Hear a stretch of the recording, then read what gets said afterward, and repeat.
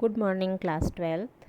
बच्चों, आज हम लोग अध्याय 2 में ही संतुलित आहार में हम लोग आज पढ़ेंगे संतुलित आहार में सब्जियों का क्या महत्व है, संतुलित आहार में फलों का क्या महत्व है और आहार का तथा पोषण क्या है, उचित पोषण एवं उसके लक्षण क्या होते हैं, इसके बारे में हमको पढ़ना है। बच्चों, आज हम लोग शुरू करने जा रहे हैं संतुलित आहार में सब्जियों का महत्व।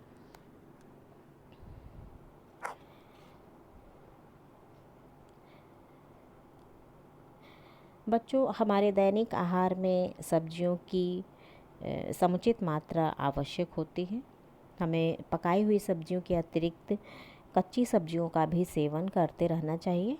सब्जियों को सुरक्षात्मक भोज्य सामग्री माना जाता है। आहार को संतुलित बनाने में सब्जियों का विशेष योगदान रहता है। सब्जियों के सेवन से व्यक्ति स्वस्थ रहता है तथा विकास में महत्वपूर्ण योगदान प्राप्त होता है। इसमें हम लोग पढ़ेंगे कि सब्जियां कैसे और इसमें कौन कौन से स्रोत भरपूर मात्रा में हमको प्राप्त होती हैं। तो बच्चों, इसमें पहला है विटामिन की अच्छी स्रोत होती है, यानी सब्जियां विटामिन की अच्छी स्रोत हैं।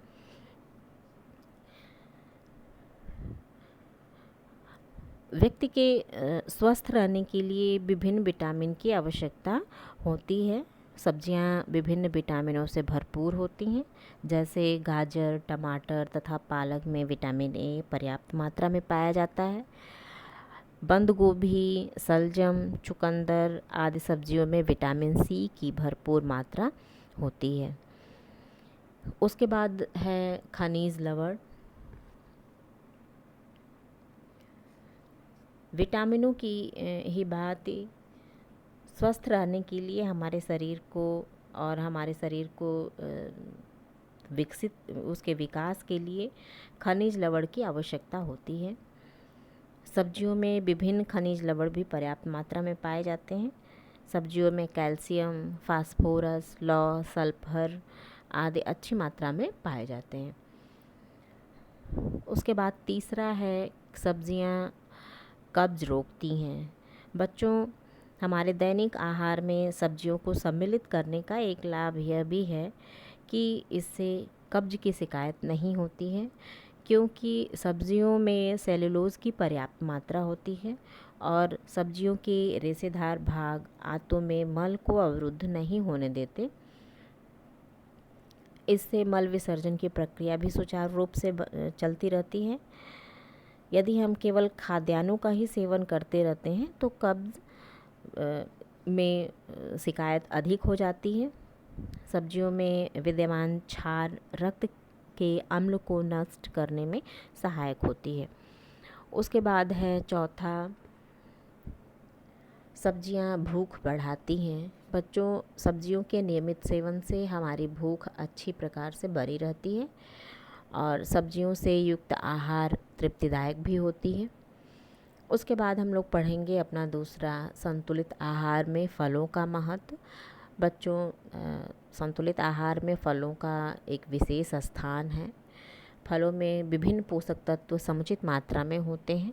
अधिकांश फलों में विटामिन, खनिज लवण, कार्बोज तथा जल की पर्याप्त मात्रा विद्यमान रहती है।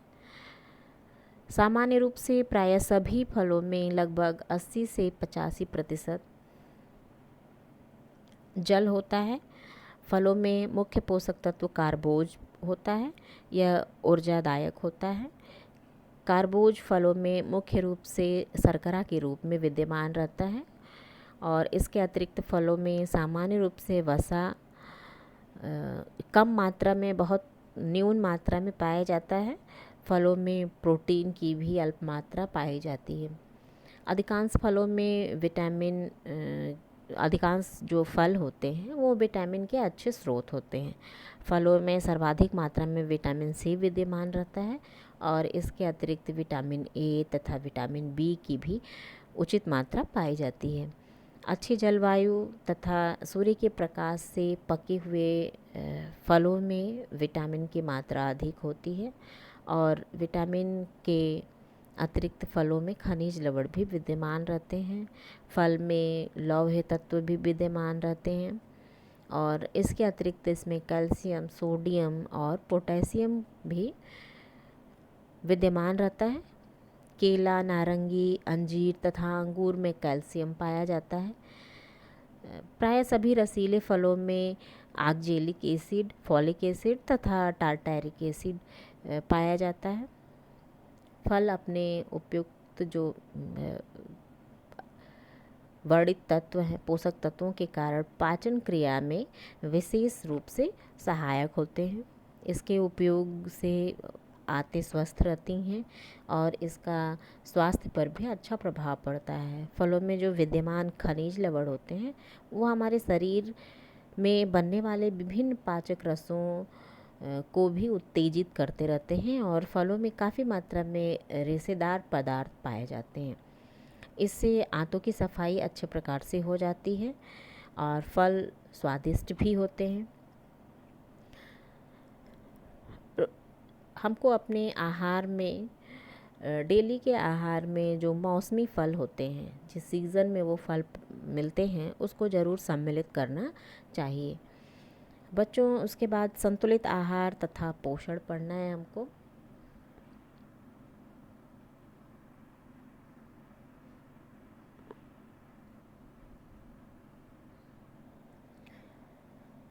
आहार ग्रहण करने का प्रमुख उद्देश्य होता है कि हमारे शरीर का पोषण कैसा है। यदि एक व्यक्ति का आहार उसकी आवश्यकताओं के अनुरूप होता है तो उसके शरीर का जो पोषण होता है वो सामान्य रूप से चलता रहता है, उसका स्वास्थ्य उत्तम रहता है।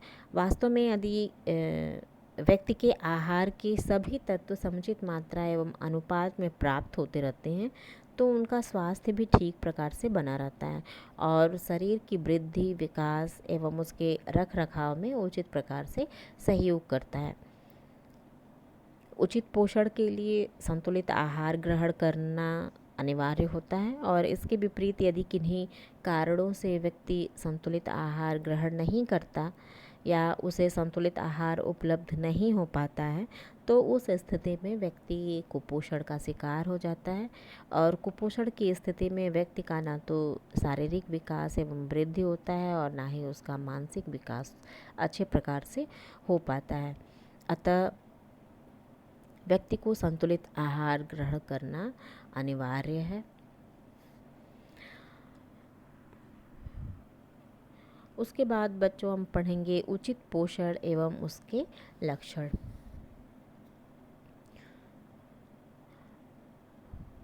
उचित पोषण व्यक्ति द्वारा आहार ग्रहण करने की उस अवस्था को कहा जाता है जिसमें आहार के सभी कार्य एवं उद्देश्य सुचारू रूप से पूर्ण होते हैं।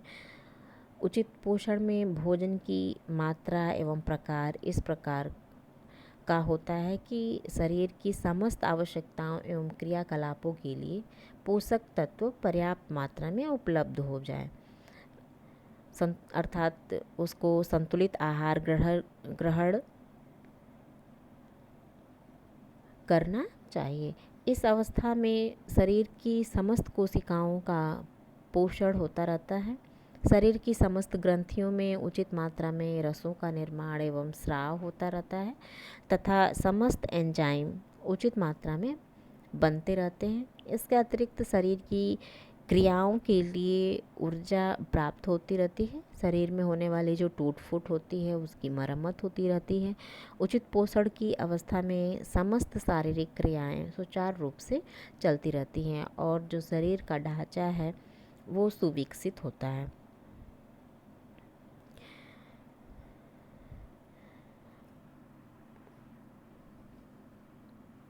इसमें पहला है उचित पोषण की स्थिति में व्यक्ति स्वस्थ तथा निरोग रहता है। इस स्थिति में व्यक्ति पोषक तत्वों के अभाव जनित रोगों का शिकार नहीं होता और उचित पोषण के परिणाम स्वरूप व्यक्ति के शरीर का वजन उसके शरीर की लंबाई के अनुपात में होता है। नेक्स्ट है उचित पोषण के परिणाम स्वरूप व्यक्ति के शरीर के अस्थि कंकाल का समुचित विकास होता है। शरीर की लंबाई एवं सीधी अस्थियों में किसी प्रकार का कोई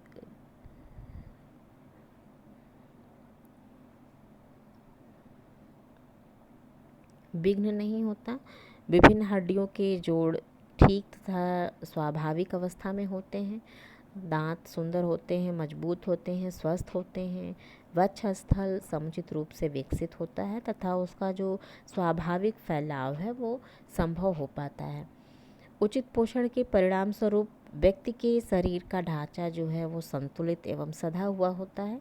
उचित पोषण के परिणाम स्वरूप व्यक्ति की आँखों में एक प्रकार की चमक आती है और उनकी आँखें प्रभावशाली प्रतीत होती हैं तथा उनके आँखों के नीचे गड्ढे या काले रंग के जो निशान होते हैं वो नहीं दिखाई देते हैं।